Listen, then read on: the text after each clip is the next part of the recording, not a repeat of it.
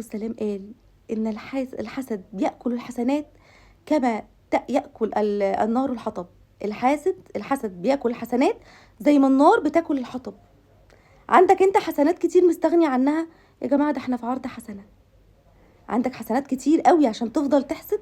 طب هو ايه الحسد الأول؟ الحسد هو تمني زوال النعمة. بصوا تعريف الحسد: تمني زوال النعمة. طب انت بتتمنى زوال النعمة، تخيلوا اللي بيتمنى انا بتمنى ان النعمة دي تروح من فلان.